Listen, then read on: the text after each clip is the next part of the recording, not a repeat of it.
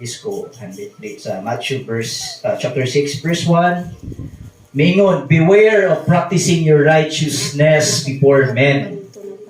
Okay. To be noticed by them. Otherwise, you have no reward with your Father who is in heaven. So, klaro kaayo. Diba? Kung ang imuhang righteousness, ang imong ginahuna, ang imuhang kaugalingon lamang, o dili alang sa Ginoo, wala kay ma-reward nga magagumikan sa atong buhi na Diyos. So, klaro kayo dyan na righteousness na gani, pero usay ang mga tao nagapokus sa iyahang kaugalingon. Diba? Na among mo nakita na kadalasan. So, atong ipadayon sa chapter 2. So, when you give to the poor, do not sound a trumpet before you, as the hypocrites do in the synagogues and in the streets, so that they may be honored by men. So, di ba, daghan kay mga tao nga gapakitang tao ra jud. Samot na nga kumuhatag na gani. Kanabang pakita jud nila naghatag ko. Chichuran pa. Di ba, usahay naapoy taho nga mo tabang kunuhay sa pobre. Muhatag ko ni limos, dala selfie. O dala post.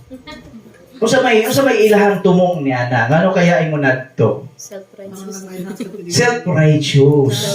Diba? Gusto silang makakuha og kanang acknowledgement. Ang ilaha dito sa ilahang kaugalingon dili para sa Ginoo. Diba? Gusto silang makakuha og acknowledgement dili sa Ginoo, gikan sa mga tao nga na sa pagkapalibot siya. So which is not good. Isa nga mao nay isa sa mga sala, no, sa mga tao. So be careful. No, be careful. Beware of practicing your righteousness before men. Ingon paganit, do not. So when you give the poor, do not sound a trumpet. Dapat dili na nimo ipahinambog sa mga tao nga ingon ka, nagtabang ka. Diba? Dala pagit pa picture, dala pagpahinambog. So dili. So ibig sabihin ang kanang ginabuhat ngingon adna sala siya. So napagani mo hatag kanunay sa limos usahay, nawag yun. Mo picture yun, di yun kaagwanta. So mo na yung mga usahay nga wala yung intimate relation, wala yun sila kasabot, no? Di ana sa paghimo og mga righteous gesture, alam diya para sa atong buhi nga Dios.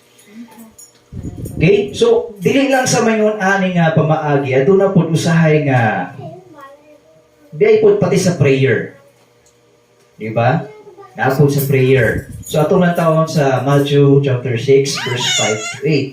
Mingon pa gani, when you pray, you are not to be like hypocrites, for they love to stand and pray in the synagogues and on the street corners that they may be seen by men. Nagpapakitang tao gihapon nga makaingon sila, ha, okay, just non kaayo sila. But then, their action tells otherwise. Diba? Diyos nun kunuhay, pero ang ilang pamatasan, wala, dili subay sa pamatasan bilang isa ka, Kristohanon. Now, bisan pa sa fasting, usahay na apod ingon ana. At dunay mga tao dyan nga ingon ana, ingon pa sa Bible. It is a sin, bisan pa sa righteous kayo ang imong binuhatan, kung dili gani na para sa Ginoo, sala na siya. Kung ang imong giunahuna, ang imong kaugalingon lamang, sala na siya. Now, though being a Christian, aduna ginay timailhan. Diba? Nga, kung ang tao nga makakita sa imuha, makaingon ang tao, uy, kani Christians ni siya. Unsa kaya ning timailhan? Ha? Isa may makatubag siguro ni ani. Unsay timailhan? Nga, pag mulantaw ang tao o ikaw mulantaw ko sa isa ka tao, makita ni mga kani Kristahunon, Christian ni siya. Ha? Nilihukan. Kanilihukan. Inistoryahan. Action. Diba? So, lataw na to sa 1 John chapter 4, verse 7 to 8. So, beloved, let us love one another, for love is from God, and everyone who loves is born of God and knows God. Now, the one who loves or the one who does not love does not know God, for God is love. So, unsa may keyword yan na? Love. Love. Ba? So, makabalo dayon ka. Nga ang tao nga adunay Ginoo mahigugmaon. Amen. Amen. Kabalon ka, kabalungan mo nga pagigugma, dili gyud na siya selfish. Diba? So, sample. Husband, love your wife, may Ginoo, just as Christ loved the church, that He gave Himself up for her. Ibig sabihin, ang tinuod nga gugma, may natagon. No? Dili ka lang pirmi lang gadawat. Diba? Na maumanday usahay daw kuno nga naaduna ko na magtiayon nga mag-away kay ang ilahan ko ng mindset give and take. Pero na-realize na ako na nga dili dayon adto. Dapat give lang. O dili ka mo expect something in return sa imong gihatag. Exactly. Amen. So, muna no, kinahanglan isbo na itong mindset na to. Dili daw kuno give and take. Mao mo na usahi mindset karon sa mga katawhan. Ang imuha na isip Christian, give. Okay? So, amo nang nindot nga ingon pagani sa John 4 verse 9 to 10. By this love of God was manifested to us that God has sent His only begotten Son into the world so that we might live through Him. And His love, or this love, not that we love God, but He loved us and sent His Son to be the propitiation for our sin. So giluwas ta sa Ginoo sa atong mga sala. Now, how do we show our love to God? How do we reciprocate? Paunsaon nato ibalos or ibalik ang ato ang pagigugma diya sa Ginoo or ipakita ang pagigugma sa Ginoo. It is through obedience. Diba? Obedience sa iyang mga pulong diana sa pagpanginabuhi nato isip mga Kristohanon. So, unsa ingon sa Ginoo? Kaya posible nga for those who claim to be Christians, dili kabalo magigugma, imposible na. When you are Christians, mahigugmaon gyud ka. Because God is love. Unsa gani ang pagigugma? Kanang dili mahimong selfish. Dili ka mahimong self-righteous. Ngano na ako ginakwento sa inyo ni kasi of course si Jacob sa Genesis chapter 29, medyo taas-taas ang story ni Jacob. Dahil ninyo makita kung paunsa siya ginamold, no? Ginamold sa Ginoo. Kay si Jacob gikan sa kanya to selfish na siya nga pagkatao. Kasi bata pa si Jacob, kabalo naman mo kanagyan muagaw gid sa posisyon sa iyang igsuon.